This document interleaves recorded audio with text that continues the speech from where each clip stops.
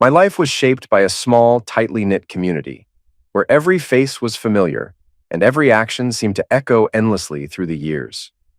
Growing up, I always imagined my future would stay entwined with the town that raised me, a comforting constant in a world that often felt unpredictable. Back then, I believed in enduring friendships and unbreakable bonds, but life has a way of shattering the illusions we hold dear. As time passed, the friendships I once cherished crumbled under the weight of betrayal and time. Each fracture in those connections revealed truths I had been too naive to see. The reality of my relationships, far from the idealistic notions of childhood, left scars I would carry forever. Driving past the perfectly manicured lawns and grand monuments, the cemetery felt oddly reminiscent of the city's golf course. Though they lay in opposite directions, their design seemed strikingly similar. Returning to my hometown after 8 years stirred a strange mix of emotions.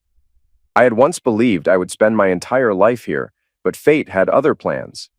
This trip back was even more unsettling due to the reason behind it, a funeral for a man who had once been like a brother. As children, we were four inseparable friends, bound by a loyalty as strong as the musketeers we idolized. Now, I was the only one left unscathed by time and circumstance. If not for Jeff's mother reaching out, I might not have come at all. Uncertainty loomed as I wondered how old acquaintances would react to my presence. That unease faded when my wife, Amanda, gave me a reassuring smile. Our daughter, Amy, was more captivated by the lush grass than the gravity of where we were. Arriving at the service, I noticed fewer people than expected. Jeff had spent his entire life here. One would assume the turnout would be greater. Once a doctor, his later years had been marked by scandal and a prison sentence. His legacy was complicated. Stepping up to speak, I kept my words broad, focusing on loss, love, and the fleeting nature of life. The crowd reacted with polite applause, though two familiar faces stood out. Bert, the only surviving member of our childhood group besides me, was visibly worn down, leaning heavily on a cane. The other was a woman who looked far older than her years, weathered by a hard life. Her expression was a mixture of recognition and hesitation. Amanda instinctively placed herself between us, protective in a way that needed no explanation. My daughter's innocent remark about the woman's appearance, though unfiltered, carried an uncomfortable truth. Jeff's mother, grief-stricken, pleaded for me to stay a little longer, but I declined. Instead, I planned to visit my parents before heading to meet Bert at Mulligan's, our old haunt. He hinted that he had something important to tell me, something that couldn't wait another 8 years. As I sat in Mulligan's, memories of the past resurfaced. We had once been four men with promising careers and solid lives. Jeff, a doctor, Greg, a lawyer, Bert, a teacher, and I, an engineer. We had built lives, married women who either grew up with us or found their way into our world. I had married Julie, a childhood friend who had seamlessly become part of our tight-knit circle. Though our love wasn't instantaneous, we built a life with careful plans that ultimately crumbled. The past, despite being buried for years, still had a grip on me. The events of 8 years ago had shattered everything we once had, and no matter how much therapy I had undergone, it was Amanda who truly helped me hold on to my sense of self. She had her own past to escape from, and together we forged something new. Sitting there, waiting for Bert, I knew that what he had to say would only stir up the ghosts I had tried so hard to leave behind. But some things refused to stay buried. Every Sunday morning, I dedicated a few hours to my longest run of the week, a ritual that set the tone for the days ahead. That particular morning, as I jogged through the park at an easy pace, something caught my eye. The most perfectly sculpted legs I had ever seen. Strong yet graceful, they led to a figure that, despite my best efforts to focus on my run, completely distracted me. Before I realized what was happening, I had run straight into her. The moment our eyes met, my world shifted. It was Amanda, an old friend from my past. We spent the morning catching up, and if I hadn't altered my schedule for that conversation, my life might have taken a completely different course. By the time I got home, I was ready to tell my wife Julie about seeing Amanda again. I entered through the kitchen, as usual, avoiding tracking sweat into the living room where Julie kept everything pristine. But what I walked into was something I never could have expected. Julie was in bed with Greg, while Jeff and Bert stood nearby, waiting their turn. My closest friends, brothers in every sense but blood, were involved in something that shattered my reality in an instant. I didn't react immediately. Instead, I pulled out my phone and captured undeniable proof of their betrayal. Julie, surprisingly unshaken, decided it was the perfect moment to make an announcement. She told them this would be their last time together, that she wanted to stop. My recent promotion meant I would no longer be traveling for work, and she was considering starting a family with me. She claimed that over time she had grown to love me, and she no longer wanted to continue this deception. Her words were met with scorn. Jeff, the orchestrator of it all, dismissed her concerns outright. He reminded her why she had married me in the first place, not for love, but for security. She had never wanted to work, and being with me had been the easiest way to ensure a comfortable life. To them, she was never truly my wife, just someone they all shared, with me as the last to have a claim on her. Greg and Bert chimed in, mocking her supposed change of heart. To them, she wasn't special, just the most convenient option. Even when she argued that she wanted a real life with me, they scoffed, telling her she was incapable of being a faithful wife. Jeff made it clear that if she refused to continue, there would be consequences. He threatened to tell me everything, confident that I would believe him over her. He even suggested sedating me to ensure I wouldn't catch them in the act. It was all so calculated, so devoid of remorse that it left me numb. I had heard enough. I knocked over a table as I slipped out the back door, unseen, and ran. A few minutes later, my phone rang. It was Julie, pretending nothing had happened. I answered, feigning normalcy, while my mind raced. An hour later, I walked back into the house. The others had left, and Julie greeted me as if everything was fine. She offered to rub my sore legs, suggested we sit in the spa together, all while pretending to be the devoted wife she had never truly been. I declined, unable to stomach her presence. Sitting alone in the spa, I tried to make sense of everything. The life I thought I had was a lie. My best friends had betrayed me. My wife had never loved me, only tolerated me for what I provided. Apart from my parents, there was no one I could truly trust. For the first time, I saw my life for what it was. There was only one path forward. I had to leave Julie and start over. Divorce was the only answer. The thought of walking away from the years I had invested in her stung, but the pain of staying was far worse. As I sat there, lost in thought, my phone rang again. I let it go to voicemail. Nothing could distract me now. I was done living in a lie. At 31, my life had veered far from what I had planned. I was married to a wonderful man, but not for the right reasons. 9 years ago, everything changed when Liam and his friends graduated from college. Liam had always been different from the others. He was attractive, probably the most good-looking of the group. But he had spent his last years in college heartbroken over Amanda, the girlfriend who had chosen a convent over him. Unlike Jeff, Greg, and Bert, who I had been with multiple times, I barely knew Liam. Jeff was the one who brought us together. He had once been my main prospect for marriage, but then he met Paula, and with her stunning figure, I never stood a chance. With Jeff moving on, I had no clear path forward. My mother suggested I get a job, but the thought of waiting tables horrified me. Jeff had always been generous in sharing, money, connections, even women.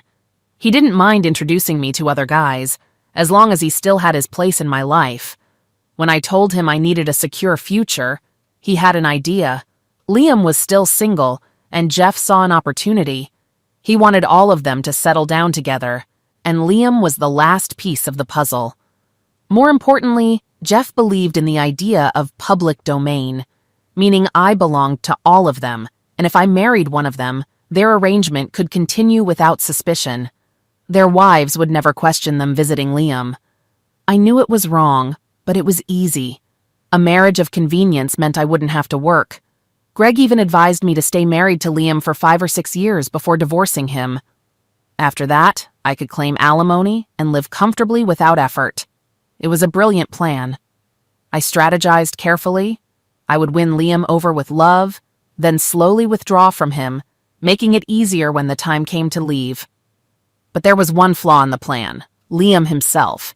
He was the kindest man I had ever met. At first, we were more friends than lovers, but I genuinely enjoyed spending time with him. When we finally married, I couldn't believe how thoughtful he was. He listened to me, cared about my happiness, and gave me gifts for no reason. Our honeymoon changed everything. Unlike the other men, Liam was patient, gentle, and focused on what made me happy. For the first time, intimacy wasn't just an act. It meant something. Over time, I realized I actually had feelings for him. It wasn't love, not yet, but I liked being with him. Even after we married, I continued my affairs.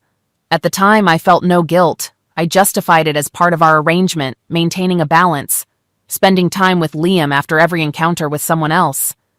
The others had their own appeal, but with Liam, it was different. When the 5-year mark came, Greg asked if I was ready to start the divorce proceedings. I hesitated. I told him it was better to wait and see if Liam made a mistake that would give me an easy way out. Deep down, I knew Liam would never do anything wrong. The truth was, I didn't want to leave him. The years passed, and my feelings grew stronger. 6 months ago, I made my decision. I would stay with Liam forever. I would finally commit, end my affairs, and be the wife he deserved. I wanted a child, and it had to be his. I planned to cut ties with the others, break free from the arrangement, and start a real life with my husband. But that didn't happen. As Liam walked through the door that day, I could tell something was wrong. At first, I assumed he had injured himself running, but then he mentioned turning down a promotion. That wasn't like him. A sense of unease crept over me. I had been planning to talk to the others, suggest a pause in our arrangement so I could stop taking birth control and get pregnant with Liam's child. But now, everything was unraveling, and I had no idea why. At 33, I realized I had wasted nearly half my life on people who never deserved my loyalty. The betrayal by Julie, Jeff, Bert, and Greg wasn't something I could forgive. They had taken everything from me, and I wasn't going to let them walk away unscathed. I spent the next few days figuring out my course of action. The first step was gathering information. Since Julie didn't own a cell phone, I installed a recorder on the home phone to track her conversations. Meanwhile, I met with several lawyers who all gave me the same disappointing news. A divorce would likely cost me half of everything I owned. That wasn't an option. If I had to stay married for a while to find a better solution, so be it. I started with Bert. He had been the least hostile, so his punishment would be the lightest. Through back channels, I learned where to find someone willing to rough up a target for cash. After carefully covering my tracks, I arranged for Bert to get beaten. By me. I paid a bartender to set it up, ensuring there were enough layers between me and the act that no one could trace it back to me. A few nights later, I caught Bert leaving his usual bar. It was dark, and I wore a ski mask. He wasn't drunk, so he had a fair chance. I gave him an opportunity to fight back, but he didn't stand a chance.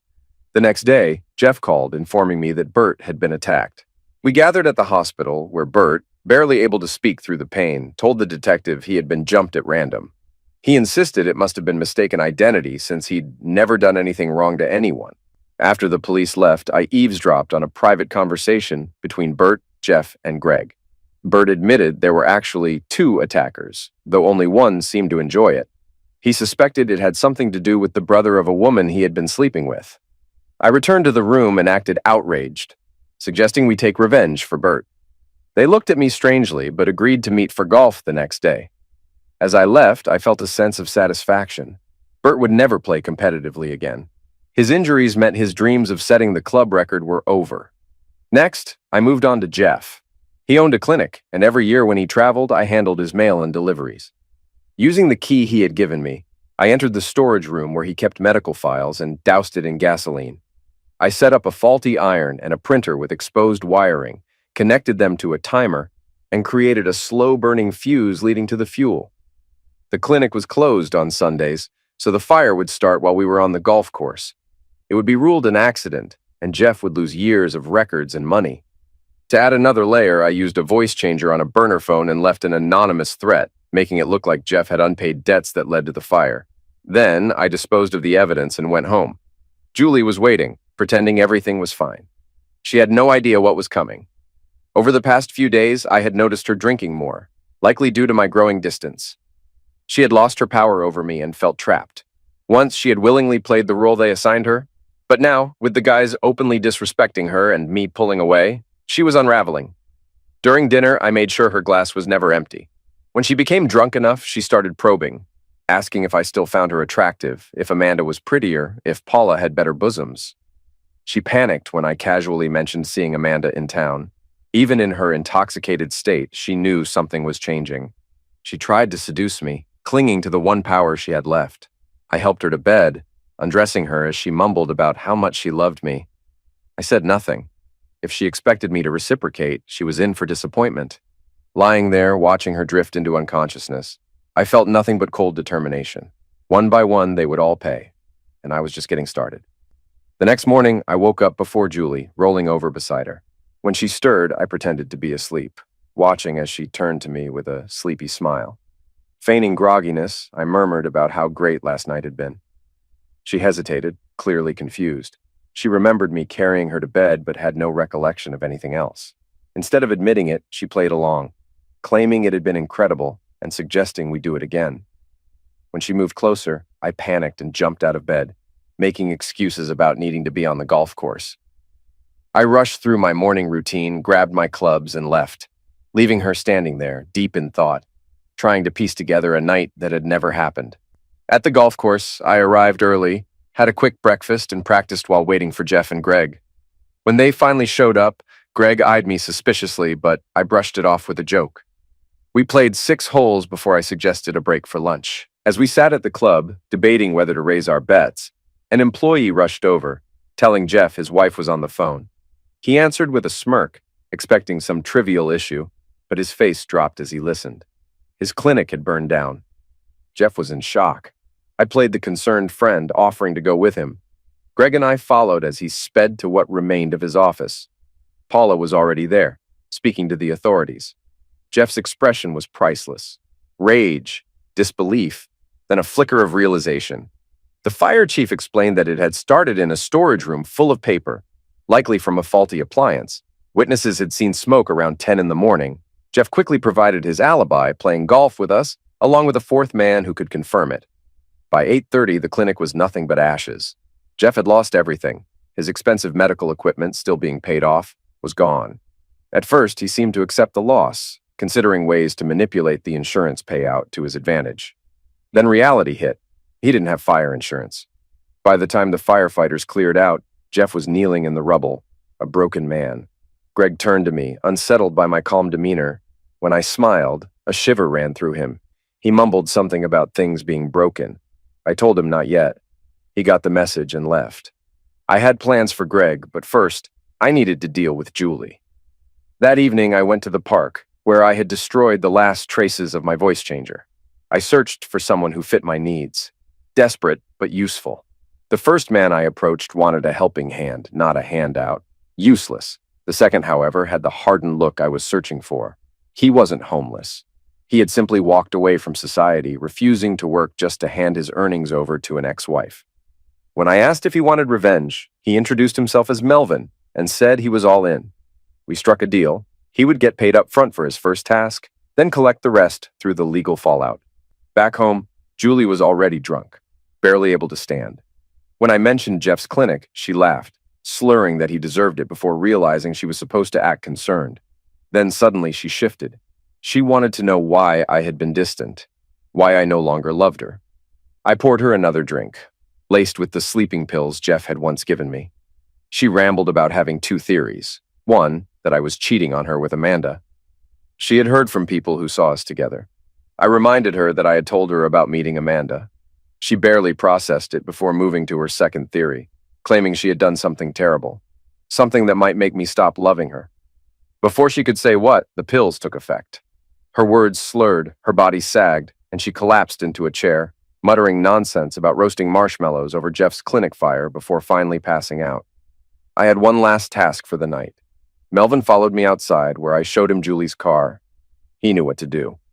On my signal, he sprinted full force and crashed into the front of it, hard enough to trigger the airbag. He tumbled to the ground, dazed and bruised. We pushed the car onto the lawn at an odd angle, making it look like an accident. Then I called the police and reported Julie missing. They told me I had to wait 24 hours before filing a report. I drove Melvin to a nearby park where his friends were waiting. As soon as we pulled up, they started shouting, drawing attention. I watched from my rearview mirror as a bystander stopped to investigate, phone in hand. The call to the police would come soon.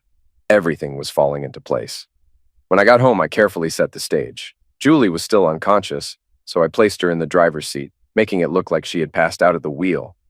I rubbed some airbag residue onto her face, spilled alcohol on her clothes, and left an open bottle beside her. With everything in place, I slipped the keys into the ignition and went inside to sleep. At 3 a.m., loud knocking and flashing red and blue lights jolted me awake. 2 patrol cars sat in my driveway. I answered the door, pretending to be groggy, acting as if I had spent the night worrying about Julie's disappearance. The officers explained that they had found her. She had apparently missed the driveway, ended up on the lawn, and had been heavily intoxicated. Worse, witnesses saw her hit a pedestrian and speed off, laughing as she shouted at the victim. The man was now in the hospital. I feigned outrage, blaming the police for not finding her sooner and even hinting at legal action. It didn't matter. They were taking her in. As they pulled her from the car, she muttered drunken nonsense about us, making one officer shake his head in pity. Hours later, my phone rang. Julie, now sobered up and panicked, begged me to get her out of jail. I called her parents and arranged to meet them at the station. When we arrived, I learned the bail was set at $200,000, meaning I had to put down $20,000 to get her out. Her father, clearly frustrated, muttered about how reckless she had always been, while her mother made weak excuses for her behavior. I kept my role intact, pretending to be the concerned husband, agreeing to pay the bond even though it would cut our savings in half. On the drive home, she tried to apologize, but I remained silent. I pointed out that she had cost us nearly everything. Our savings were drained, her car was impounded, her license was suspended. She would be stuck at home for the foreseeable future. As we arrived, she grabbed a package from the doorstep, the one I had planted. She hesitated, staring at it, and I knew she understood exactly what it contained. Once I got to work, I made a detour, stopping at an out-of-the-way gas station. I bought a burner phone and a voice changer, making sure no cameras recorded me. After setting everything up, I dialed her number. When she answered, I knew she had already seen the package. I deepened my voice through the modulator, demanding $40,000 to keep quiet. She tried to negotiate, claiming she couldn't withdraw that much after her bail. Then, as if she still had leverage, she suggested an alternative, offering me a cut of what her lovers had paid her. I clenched my jaw, forcing myself to keep my tone calm. She thought she could bargain her way out of this. I shut her down. She would take the money, put it in a gym bag, and leave it on a park bench by 4 p.m. If she followed instructions, this would be over. If not, another copy of the evidence would be delivered, this time directly to me. After hanging up, I met with the realtor. I played my part, acting like a betrayed husband, desperate to escape humiliation. I told her to sell the house fast, accepting any reasonable offer. This wasn't about profit. It was about cutting all ties. At 3:15, my phone buzzed. A large withdrawal had been made from our account. Everything was falling into place. I called Melvin. He answered, groaning in fake agony. "Cut the act," I said. "It's me." At 3:50, I met Steve near the park where Julie was supposed to drop the bag. I handed him half of a $50 bill, keeping the other half as proof of payment upon completion. He walked through the park, arriving at the bench just as Julie placed the bag down and walked away. Once she was gone, he retrieved it and returned to me. Inside the bag, I found nothing but Julie's old clothes and underwear. She had tried to play it smart, but it didn't matter. I had what I needed for the divorce. Steve, realizing he had made the best deal, took the money and disappeared. I arrived home at the usual time. Julie avoided my gaze but apologized, claiming she had no memory of getting into the car. I played along, suggesting she see a doctor. She casually floated the idea that she might be pregnant. When I asked who the father was, she laughed it off, claiming it could only be me. Then, as if nothing had happened, she hinted at rekindling our intimacy. I dismissed her with the excuse that she still smelled like alcohol. Later that evening, her parents came over. Her father, in private, confided that Julie had started drinking again. I feigned shock and assured him I would talk to her. By the time they left, I had cemented my image as the concerned, devoted husband. That night, I poured a strong drink laced with sleeping pills and watched as her eyelids grew heavy. Once she was fully unconscious, I carried her upstairs and placed her in bed. Then I prepared my next move. The staircase to our bedroom had varnished wooden steps with metal framing and safety bars. By removing the first and third steps from the top, I set the perfect trap. A few empty bottles placed around the kitchen and living room would complete the scene. The next morning, I carefully dribbled alcohol onto Julie's lips and shook her awake just enough for her to stir. Then, making sure to avoid the missing steps, I rushed downstairs, slammed the door loudly, and left for work, purposefully leaving my briefcase behind. As expected, the noise jolted her fully awake. Disoriented, she got out of bed, stepped out of the room, and fell down the stairs. It was a long drop, and she deserved every bruise. I waited 5 minutes before re-entering the house, acting as if I had forgotten my briefcase. Julie lay at the bottom of the stairs, moaning in pain. I rushed to her side, expressing concern, then called emergency services. She insisted she didn't know how it happened, claiming she used those stairs every day without issue. As the paramedics assessed her injuries, they discreetly told me they suspected she had been drinking again. Her right shoulder was dislocated, her right ankle was broken, and both wrists were sprained. She also had a mild head injury. At the hospital, her parents arrived. Her father, exasperated, admitted that Julie's drinking was becoming a financial burden. He couldn't afford to keep leaving work to deal with her problems. He suggested they send her somewhere for treatment. Then, with a bewildered look, he mentioned something strange. Julie had told the doctors that the stairs had disappeared and then reappeared.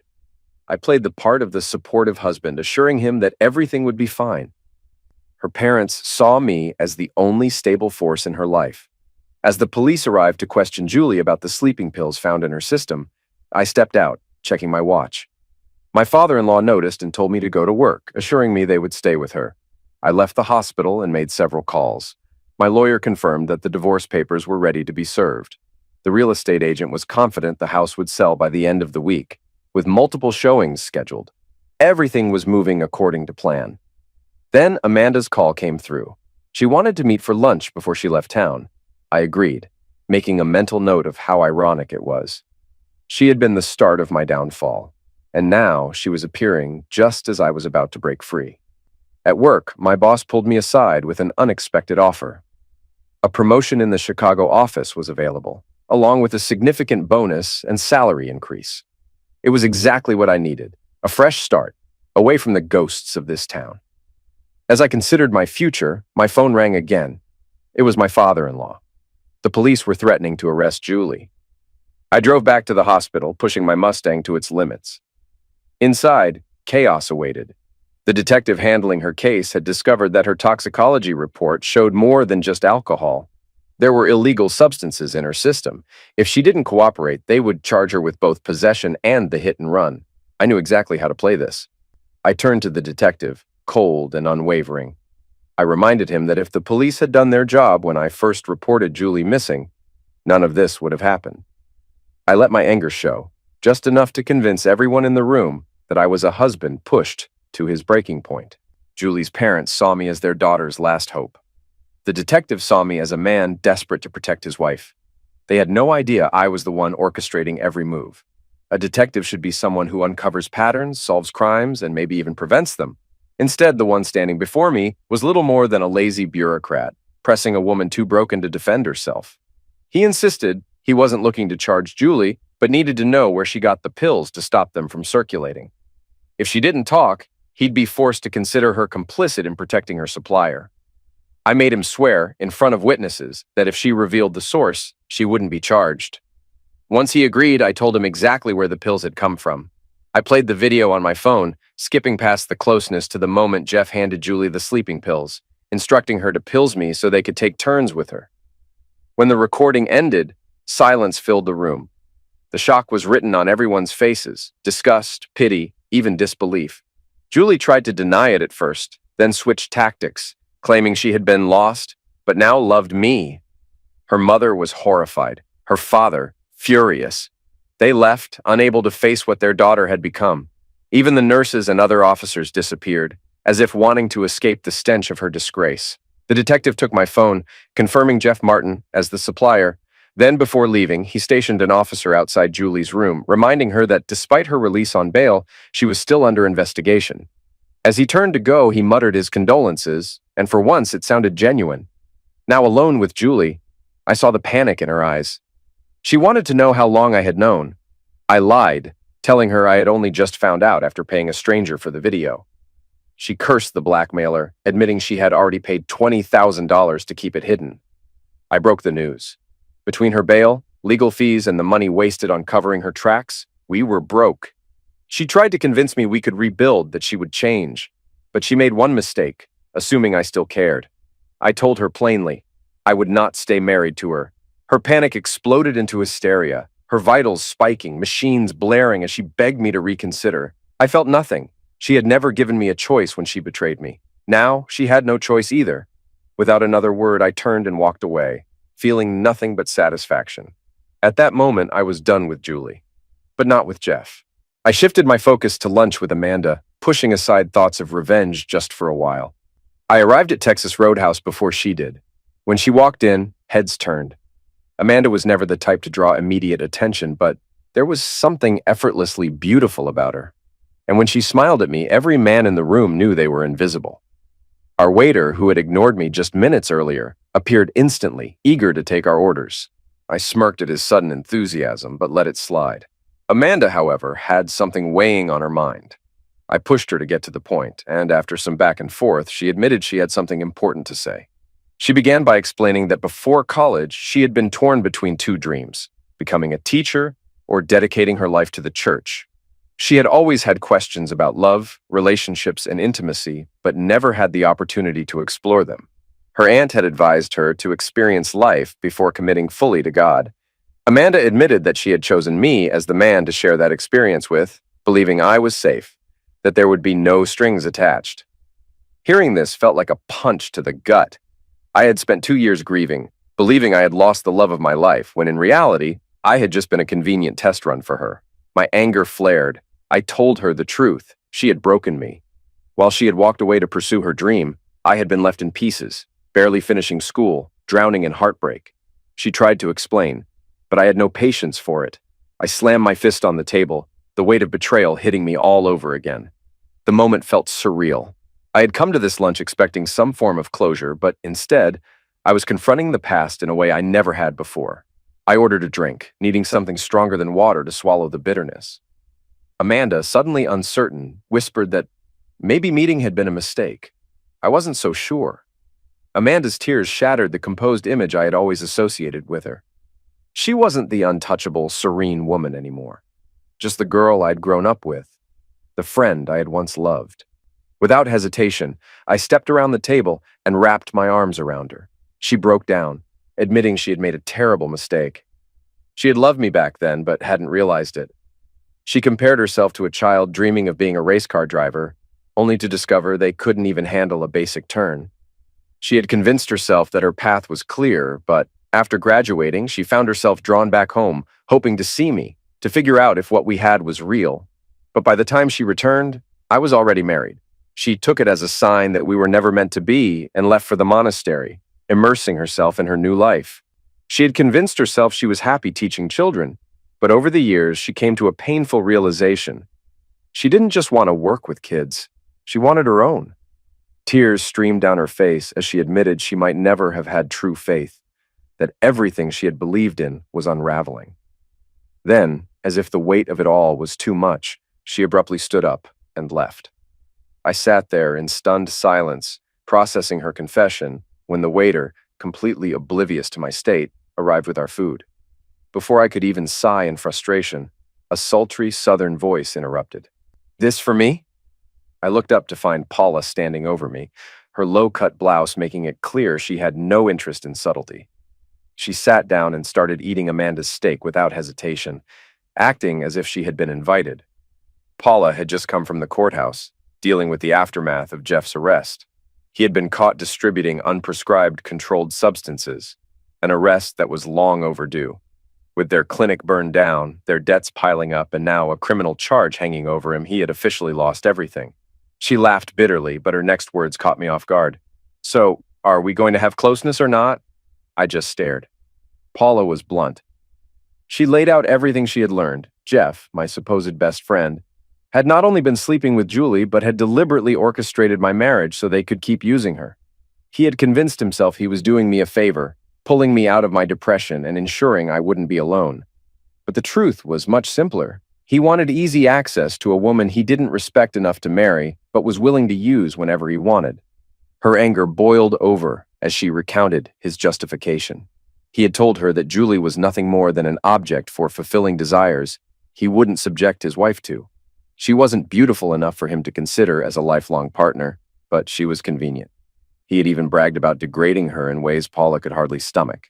Paula finished Amanda's steak, then eyed mine. Without hesitation, she took my plate and started eating. Her bitterness ran deep. But she wasn't just looking for comfort. She wanted revenge. She wanted to give Jeff a taste of his own medicine, to destroy him in the same way he had humiliated us. Her plan was simple. She wanted to record us together and send the footage straight to his jail cell. I set my fork down and looked her in the eyes. Paula, you deserve better than what you've been given. But revenge like this won't fix anything. It'll only bring us down to their level. You should be with someone who loves and respects you, not using love as a tool against Jeff. She broke down, burying her face in my shoulder. For the second time that day, I comforted a crying woman who had been deeply wronged by the same people who had betrayed me. She wasn't ready to forgive, and neither was I. But there were better ways to get even. I paid for our meal and left Paula at the restaurant, heading straight for the prison. Jeff was already waiting for me when I arrived, shackled to the floor of the small holding room. His smug confidence vanished the moment he saw my expression. "Liam," he started, trying to sound remorseful. "I'm so sorry." I cut him off. "Sorry for what, Jeff? Sorry that you got caught. Sorry that you sedated me so you could have closeness with my wife. Sorry that you manipulated me into marrying her so you could keep using her. Or are you just sorry that now you're the one suffering?" He stammered, scrambling for an excuse, but I didn't let him speak. "You know, Paula came to see me," I continued. "And you know what she wanted? She wanted us to make a little video for you to watch in here. A real private show. I almost said yes."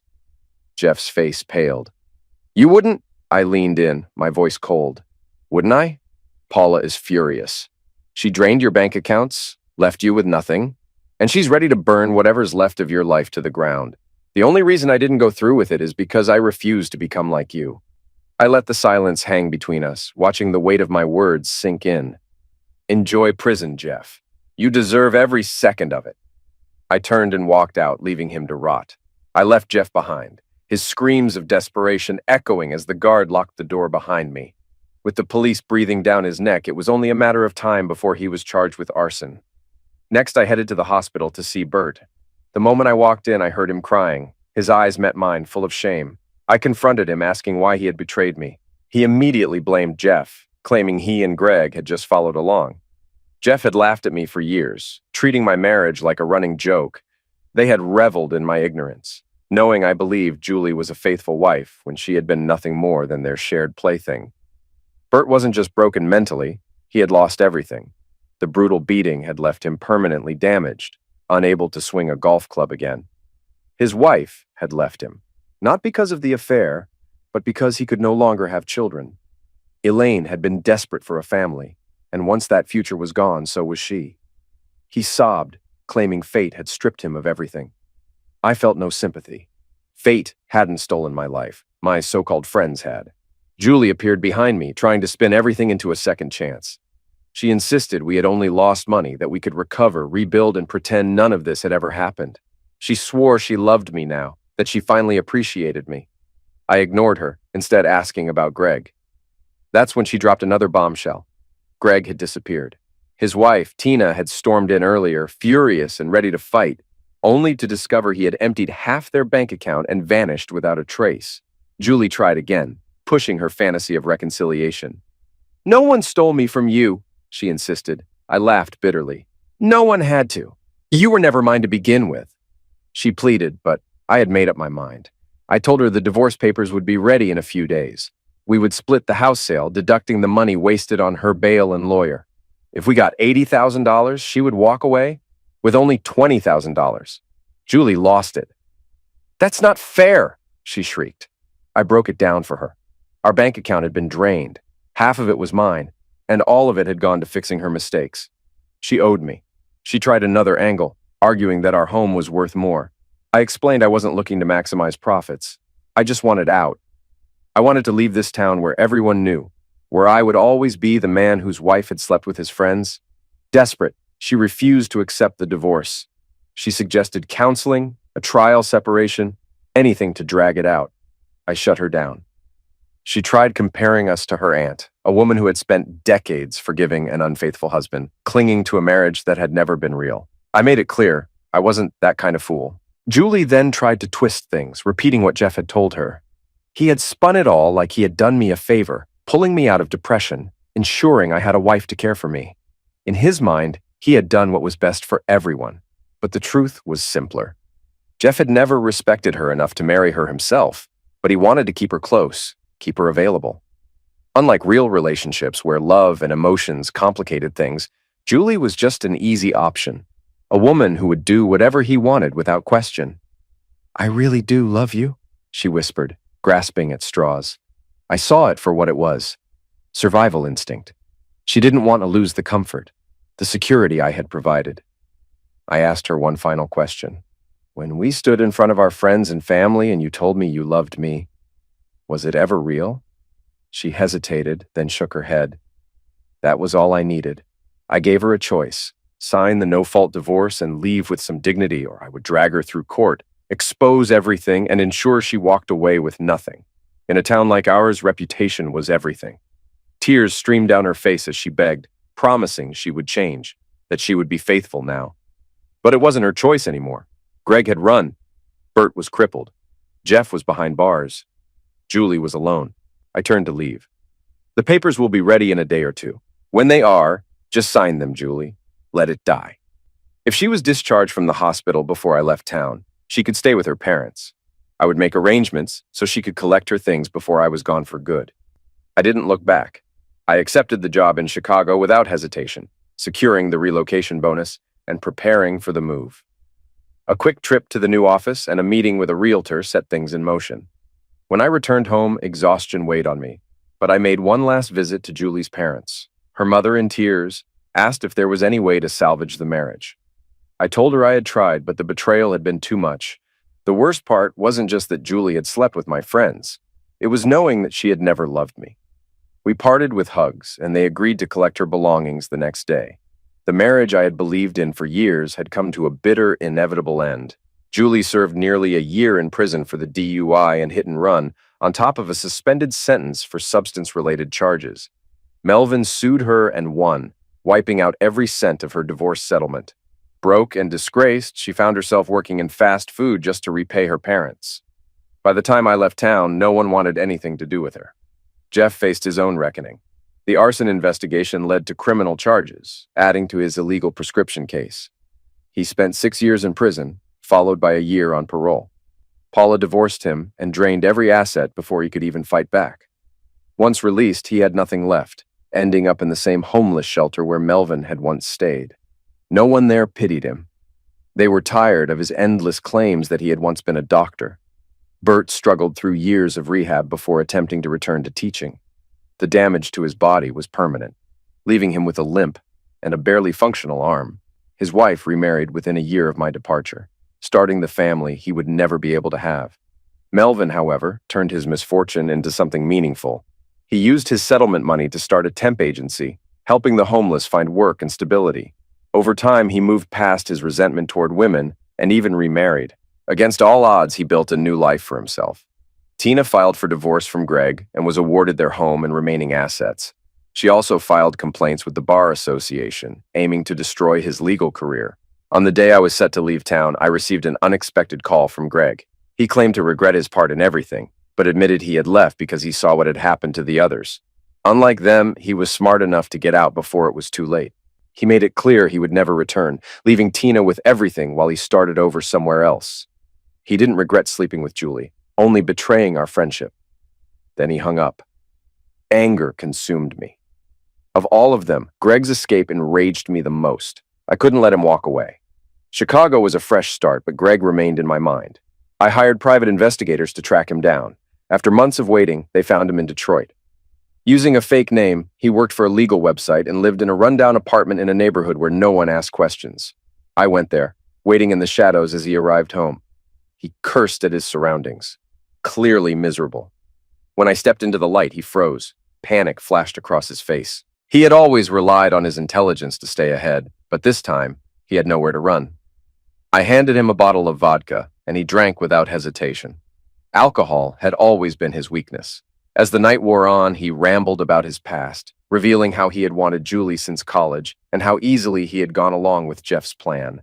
After hours of drinking, his words slurred and his body sagged. I handed him a paper, and he signed without question. He never even asked what it was. I walked away, leaving him to rot in the life he had created for himself. Revenge was complete, and I was finally free. I orchestrated Greg's downfall carefully, ensuring no trace led back to me. His drunken mumbling about Julia was incoherent, filled with meaningless apologies I had no interest in hearing. He barely processed the document I'd typed from his own computer before signing it with unsteady hands. As he laughed off the idea of ending his own life, I remained silent, only giving a subtle nod. The weight of the loaded Colt on the table went unnoticed in his intoxicated haze. Making sure I left nothing behind, I wiped every surface I had touched, then walked out, leaving him alone with his choices. I hadn't planned to push him that far, but he had it coming. My original intent was only to strip him of his legal career, but he made his own bed, and I had no sympathy. I took an indirect route back to Chicago, traveling through Port Huron to avoid any clear link between my departure and Greg's inevitable fate. The 6-hour bus ride gave me time to reflect, though I felt nothing resembling guilt. Movies and books had conditioned me to expect some sense of remorse, but all I felt was relief. That chapter of my life was finally closed. Back in my apartment, I laughed at the sight of my still unpacked boxes. I had lived there for months, but never settled in, as if subconsciously knowing it was just a transition. I had narrowed my home search to a few options, but hadn't committed. My phone had several missed calls, 4 from Julie, likely desperate attempts to reach me from prison. Her parents had called as well, no doubt hoping to convince me to forgive her. I was done with those conversations. The remaining 2 calls were from an unknown number, and curiosity got the better of me.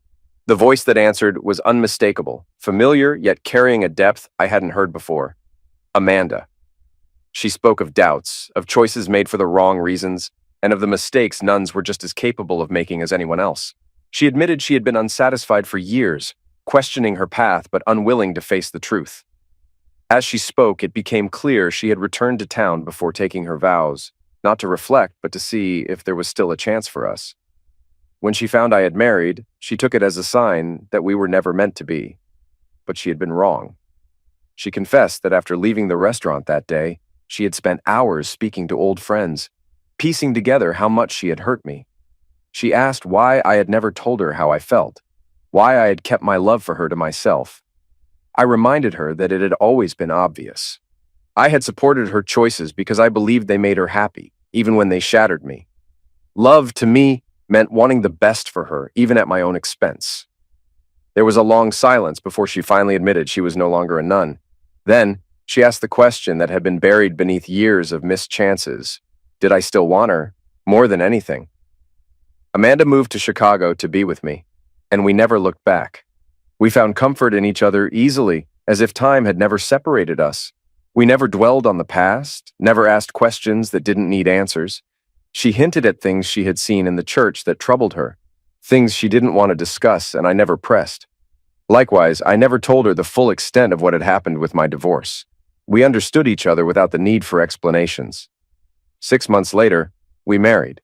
We never returned to our hometown. There was nothing left for us there. A voice pulled me from my thoughts. Bert sat across from me, looking older, worn. He had said something, but I had been lost in memory. He leaned in, speaking softly. He had been thinking about everything for years, and he had finally realized the truth. He knew it was me. I had destroyed Jeff's life, burned down his clinic. He had spent years coming up with theories, karma, bad luck, justice. But in the end, he knew. His eyes locked onto mine, waiting for a response. Bert didn't need to spell it out. I knew he had pieced everything together. He had lost everything. His ability to play golf, his marriage, and his career. He believed I was responsible for it all. While Jeff rotted in prison and Greg's death was ruled a self-destruction, Bert was the last one left. But instead of gratitude for being spared, he resented me more than anyone. He accused me of orchestrating his downfall, linking the attack on him to the bartender I had spoken to in a neighboring town. The connection wasn't obvious, but he had spent years putting the pieces together. He saw my success, moving to a better city, landing a higher-paying job, marrying Amanda, and he knew I had come out of it all unscathed. He called Julia public property, dismissing any claim I had ever had to her, but I reminded him that when I married her, she was mine. He scoffed, convinced it had been nothing more than an elaborate joke at my expense. He wanted to know why he was still alive, why I hadn't destroyed him like the others. I played dumb, laughed off his suspicions, and told him it was all just a streak of bad luck. Maybe guilt had caught up with them. Maybe fate had a way of balancing things out. But Bert didn't buy it.